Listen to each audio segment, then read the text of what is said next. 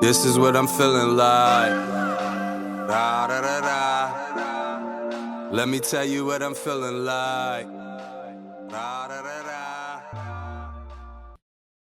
Yo, what up, though, people? Like to welcome you back to the Keep It a C Note podcast. As always, I am your boy Brown. Shout out to everybody that's tuned in. If this your first time tuning in, salute to you. Do me a favor, hit the sub button, like button, and the bell so you can stay notified when we drop new content. Don't be afraid to leave a comment. If you agree, disagree, want to correct me on something, or if you just want to call me an Uber, let me know in the comments. Just make sure you keep it a C note, and make sure you share this video with someone that likes to talk sports and entertainment just like you, so that we can all talk that talk together. The NFL season is over.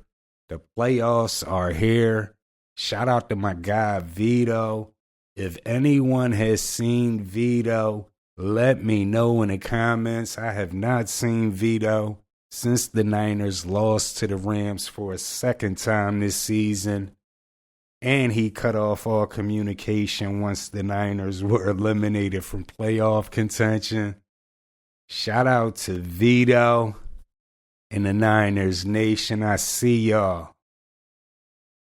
Now, the season is over, and we know first Monday after the season, you got coaches getting fired. Some coaches got fired after the game on Sunday. The funniest thing I've seen, though, has to be the New York Giants. They said they are retaining their head coach, Brian Dable, and their general manager. I mean, one or both of these guys had to sign off on drafting Daniel Jones, right? One or both of these guys said, we're not going to pay Saquon Barkley. We're going to get that money to Daniel Jones, right? This has to be a joke. The Giants are looking like the joke of the NFL right now. You might as well say that you're chalking next season too. You might as well say you're chalking next season too by retaining these jokers. I'm just keeping it a C note. Shout out to Jamar Chase. He is the Triple Crown winner for the 2024 NFL season. First player to do it since Cooper Kupp. Unfortunately, the Bengals did not make the playoffs, so that is a big disappointment. Big achievement, but a big disappointment. I want to ask y'all a question, though. What do y'all think is the bigger disappointment to end the season off? Jamar Chase winning the Triple Crown, but not making the playoffs? Or Saquon Barkley not given a chance to break the single season rushing record that's held by Eric Dickerson? Keep it a C note. Let me know. I know a lot of people are going to say it's more disappointing with Jamar Chase.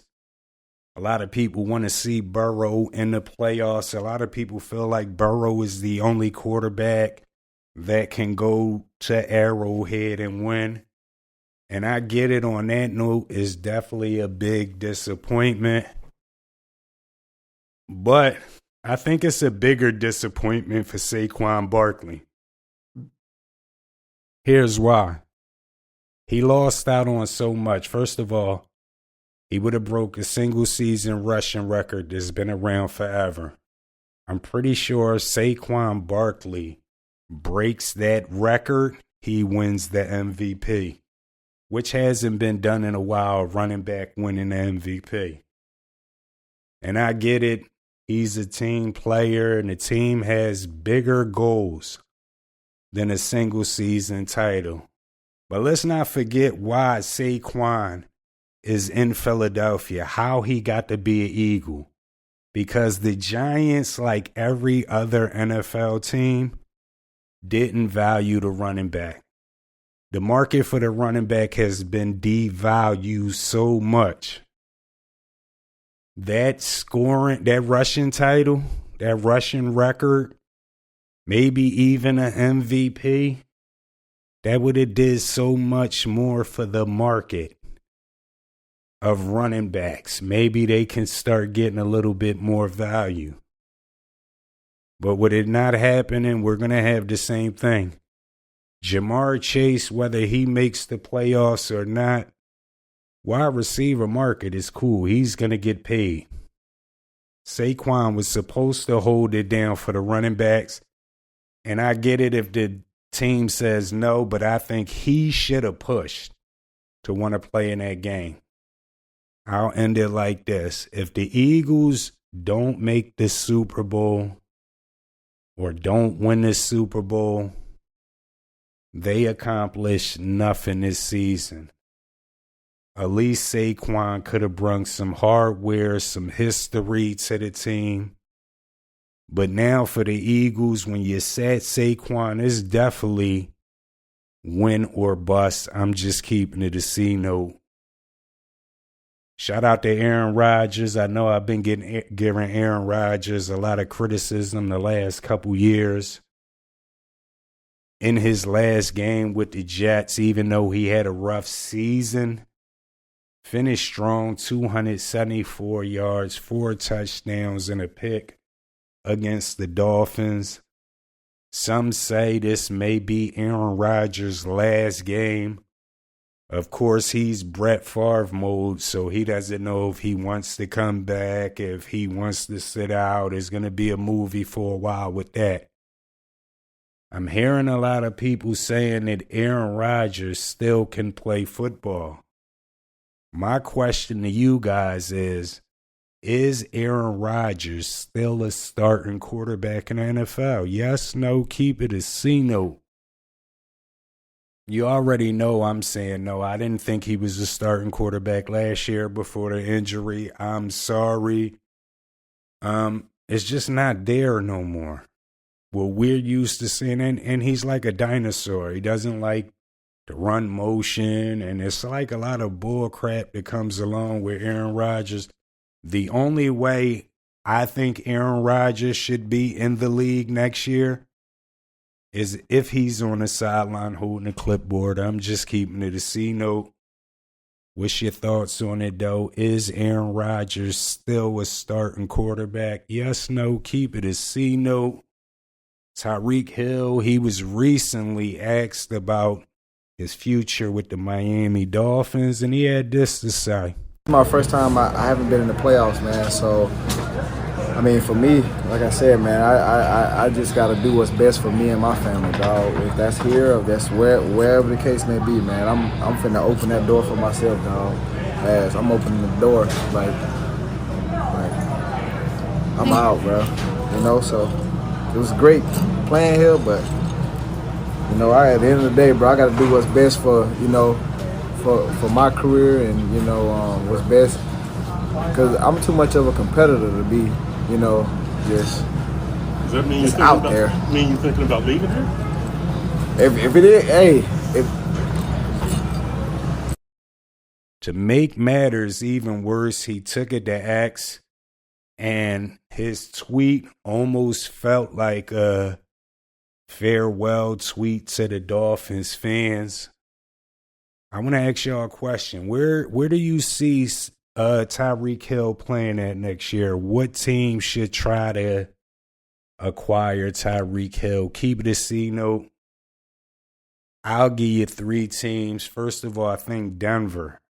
With a young quarterback like Bo Nix, you got Courtland Sutton. I mean, you got a couple of rinky-dinky guys over there to do what Tyreek Hill does, but none of them are the cheetah. I think he would be a good fit with them. Pause. I'm also looking Buffalo. Josh Allen really has nothing over there. And I say that respectfully. I know he has Cooper and a couple other guys, but no 1,000-yard receiver this year, so the cheetah would definitely help over there. And lastly, I would say Washington.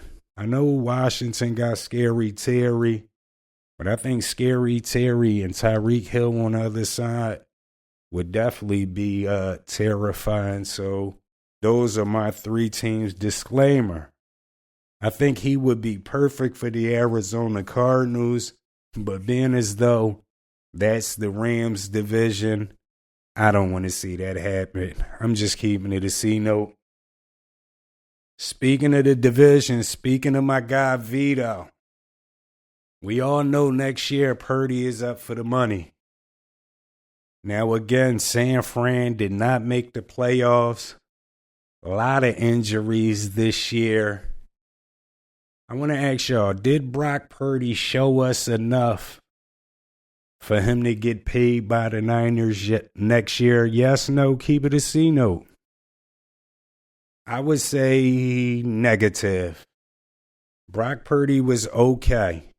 And I get it, they had injuries, but what you have to understand is if you play Brock Purdy after you just paid your wide receiver, Ayuk, who didn't play, you're going to be eating up at the salary cap.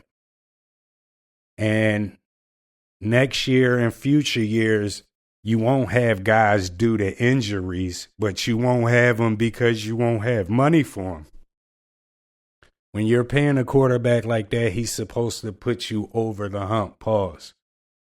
Brock Purdy is an okay quarterback, but he's not going to put you over the hump. Me personally, I think San Fran should try to keep some of their guys together and just go get another rookie quarterback. That's my thoughts. I'm keeping it a C note. We got to do awards. Let's talk Offensive Rookie of the Year. Keep it a C note. Who's the Offensive Rookie of the Year in the NFL this year? Let me know. I think this is a no-brainer. Jayden Daniels should be Offensive Rookie of the Year. This a no-brainer, or should y'all call me an Uber? Let me know in the comments. How about Defensive Rookie of the Year? Keep it a C note. Who's the Defensive Rookie of the Year in the NFL? Let me know. Hey, I'm not being biased. It may sound biased, but is there another option besides Jared Verse? I know the Eagle fans are going to try to burn me out with Mitchell. But really, is there another option at Defensive Rookie of the Year other than Jared Verse? Maybe. It wouldn't be Mitchell, though. It'd probably be Fisk, his teammate. I'm just keeping it a C note. But again, what's your thoughts on it? The season is over. We had a lot of good coaching this year. Keep it a C note. Who's the coach of the year in the NFL this year? Let me know. I'm not being biased. But you got to say Sean McVay is the guy. Started 1-4, won the division. 1-4. He went 9-3 the rest of the way. Dealt with injuries. Dealt with one of the youngest teams in the league. Young defense. First year without Aaron Donald. That boy did good. If you say anybody else is the coach of the year, you're just being biased. I'm keeping it a C note. But again, who's the coach of the year in the NFL? Let me know. Only one last debate that we can do before a Super Bowl. It has to be the MVP. I know it's been a lot of talk. Again, I feel Saquon probably would have won MVP if he broke that rushing record. Can't cry over spilled milk, though. Keep it a C note. Who is the MVP this year in the NFL? Let me know. I know I've been all year Jared Goff, but I think down the stretch, last couple of games of the season, Jared Goff kind of took himself out of the MVP picture. So everybody's saying it's a two-man race between Lamar Jackson and Josh Allen. And it's crazy because Lamar, this is his best numbers ever, I believe, especially as far as passing the ball, passing yards and all of that. But I just feel as though, even though I criticize Josh Allen a lot, this year Josh Allen has to be the MVP. That's a no-brainer. Number 2 seed in the AFC. He won against both number ones. He won against Kansas City, won against Detroit. Yeah, and he's did all this year. James Cook just barely cracked 1,000 yards. Josh Allen didn't have 1,000-yard receiver. He just got busy with whoever he had. Just on the strength that he was working with less than what Lamar had. Pause. Lamar had Derrick Henry. Lamar had Zay Flowers. He had some guys, Mark Andrews, even Likely. He had guys that a backup quarterback can probably come in and still win you some games with. I don't know if a backup quarterback was coming in and winning games with Keenan, Coleman, and all of those guys. And no disrespect, because those guys did what they did. But there's no doubt about it, Josh Allen has to be the MVP. Y'all agree with me? You want to call me an Uber? Let me know in the comments. But yeah. NFL MVP. Who's the MVP this year? Keep it a C-note. Let me know. Since we're in the playoffs, I just want to ask everybody, because shout out Cousin Reek. Cousin Reek asked me this for the NFC. But I want to know for the AFC. We know Burrow's not in the playoffs this year. Which quarterback do you trust more to go in the Arrowhead and pull off a win? Josh Allen or Lamar Jackson? Keep it a C-note, let me know. Now, I'm torn on this answer because I believe that Lamar Jackson has the better team. And I don't trust neither one of these guys in the playoffs. But I really don't trust Lamar. Because Lamar is usually one. Oh, I know he's never, made it past the second round. I don't really trust Lamar in the playoffs. I've seen Josh Allen win games against Mahomes. I've seen him win this year. So even though I don't really trust either one of them, I'm going to get a slight edge to Josh Allen. I just think it's something about Lamar. When he goes up against Patrick Mahomes, it's always going to be something to keep him from winning that game. So I'm scared to say this, but I put a little bit more trust in Josh Allen. I'm just keeping it a C-note. Which NFC quarterback should we trust the most in the playoff run? Keep it a C-note, let me know. And you know what I'm going to say, I'm not being biased, but it's only one playoff team in the NFC that has a quarterback that's won a Super Bowl. That's Matthew Stafford. He's a veteran, probably has the best quarterback, the best coach in the NFC. I believe I trust Matthew Stafford more than these other guys in the NFC. I'm just keeping it a C-note. Let's go Super Bowl predictions. Keep it a C-note. Before the playoffs starts, call it out now. Who do you got going to the Super Bowl? I'm going to say KC versus McVay. McVay's third trip to the Super Bowl. Mahomes and them trying to win their third straight Super Bowl. I think McVay and the Rams are the one that break up the Andy Reid Mahomes dynasty. I'm not being biased. I'm just keeping it a C-note. That's my thoughts on it. And if you wanted me to leave my team out of it, I still believe, even though Detroit has been horrible on defense the last couple weeks, actually ranked last in defense, I still believe they have enough weapons on that team to outscore anybody. So if the Rams didn't make it, I'm going Kansas City versus Detroit in the Super Bowl. I'm keeping it a C-note. But the playoffs, they start off with the Chargers at the Houston Texans. Keep it a C-note. Who you win? Who's winning this game? Let me know. I'm going with the home team. I'm going Houston. I I don't really believe in either one of these quarterbacks, but I really don't believe in Herbert. I get it. He got Harbaugh as his coach, but I think Herbert is one and done. I'm keeping it a C note. Next up, we got Pittsburgh at Baltimore. Keep it a C note. Who wins that game? I'm going Baltimore. I believe Pittsburgh, they got hot at the right time to lock down the playoff spot. But since then, things have went downhill, so I believe they're one and done. I'm keeping it a C note. Sunday games start off. You got Denver, the Broncos. They're at Buffalo to play the Bills. Keep it a C note. Who wins this game?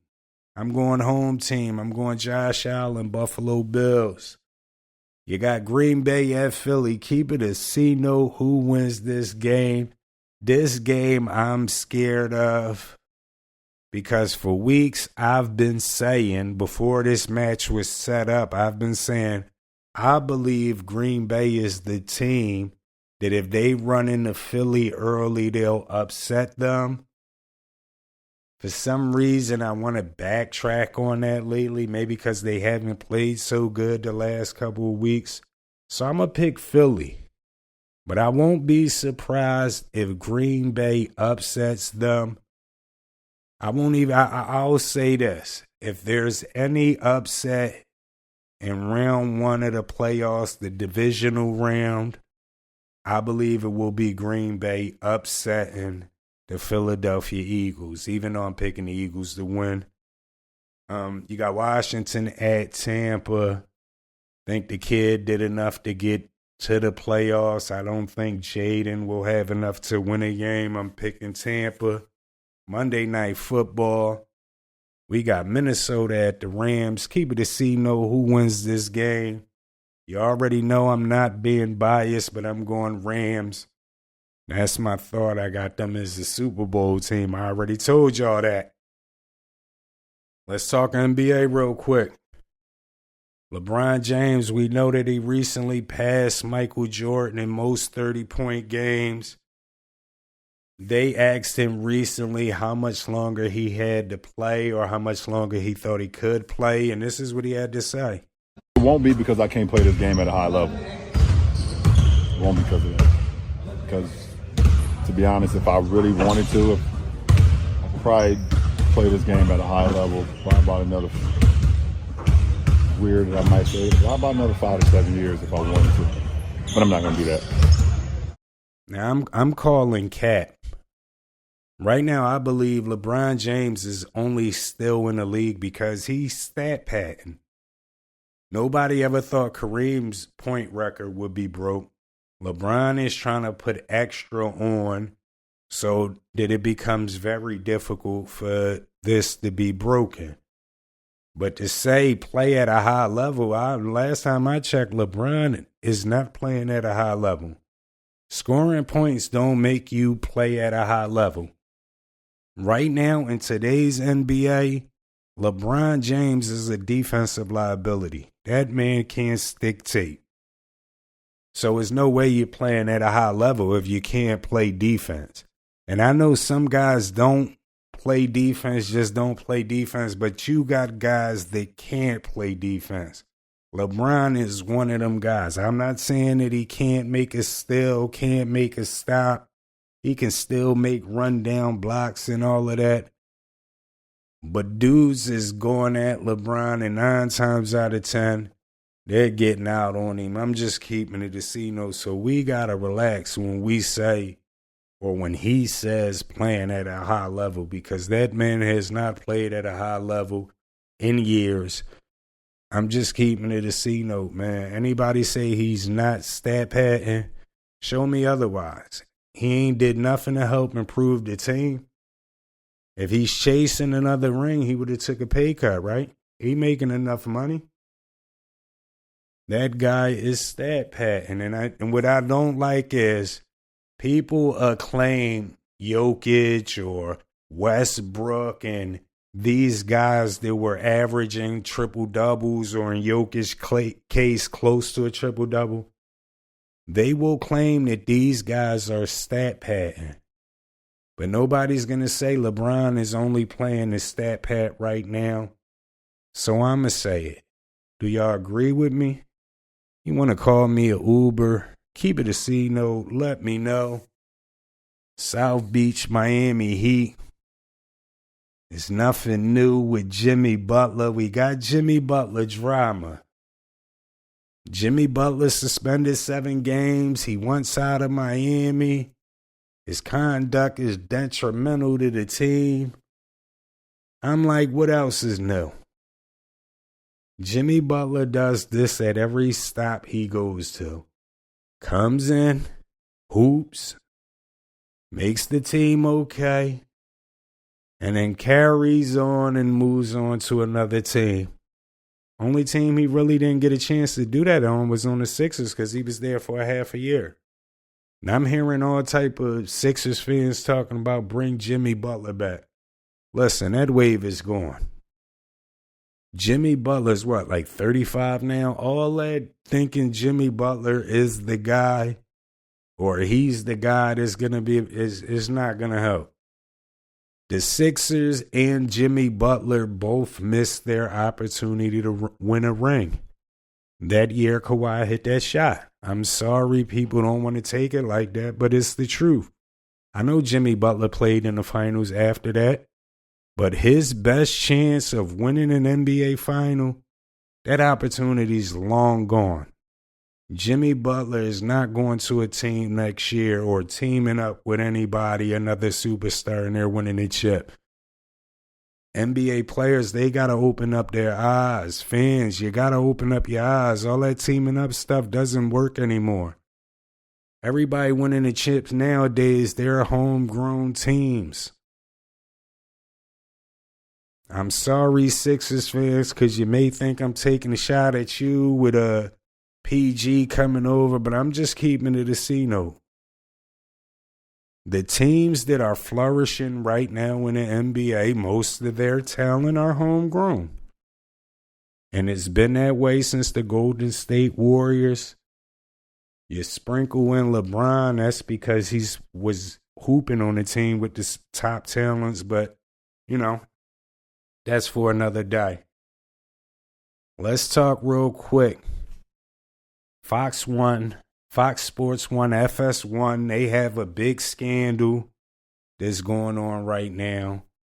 And named in the scandal, you got Joy Taylor, you got Acho, you got one of the big execs or one of the guys that was running things. You got Skip Bayless. And I don't know if I mentioned Joy Taylor, but here's what I've learned from this, right?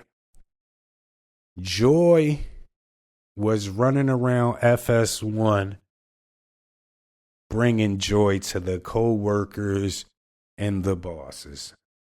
This is what happened. This is where it went. I also learned that Skip Bayless is a big trick that drinks expensive liquids.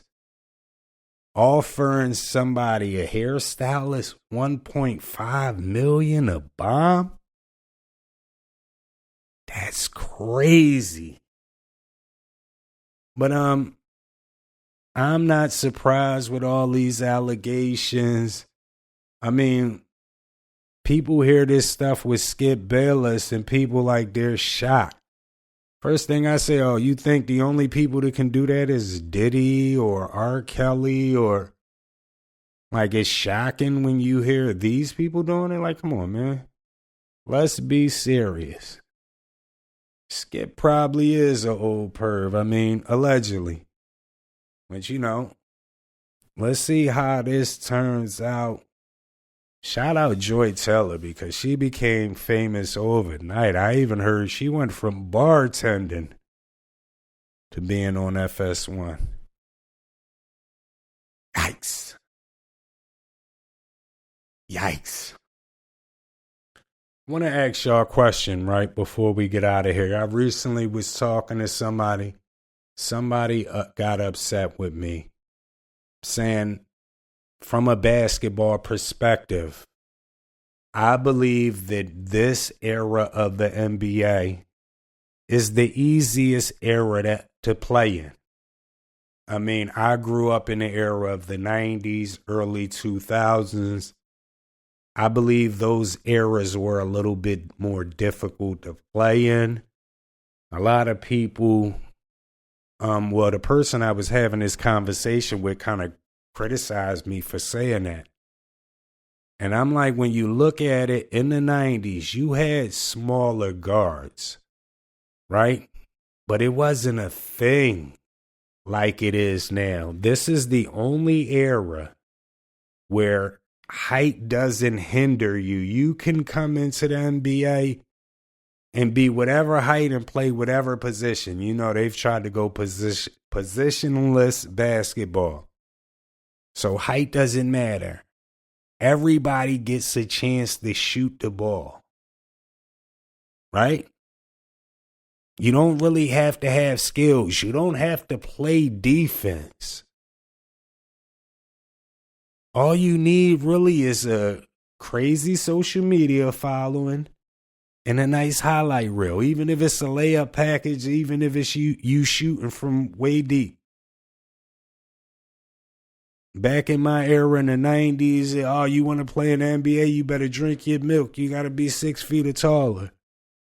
Nowadays, you're seeing, and don't get me wrong, I know we got Muggsy.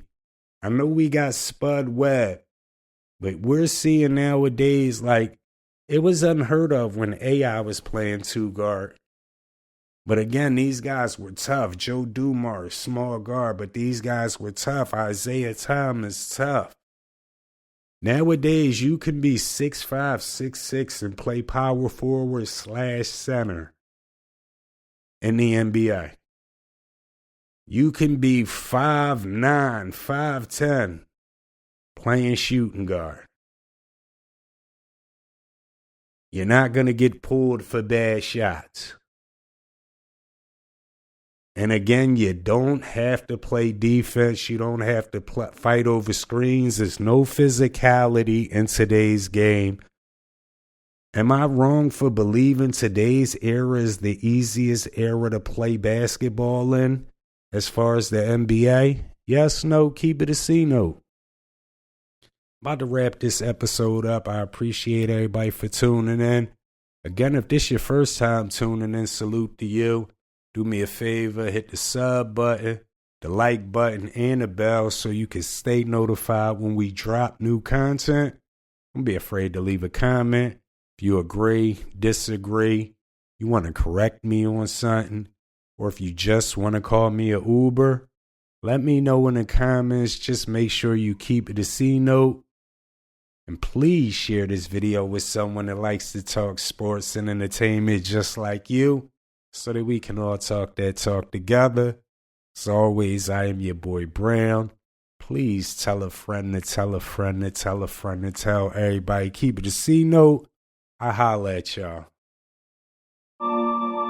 This is what I'm feeling like. Da, da, da, da. Let me tell you what I'm feeling like. Da, da, da, da.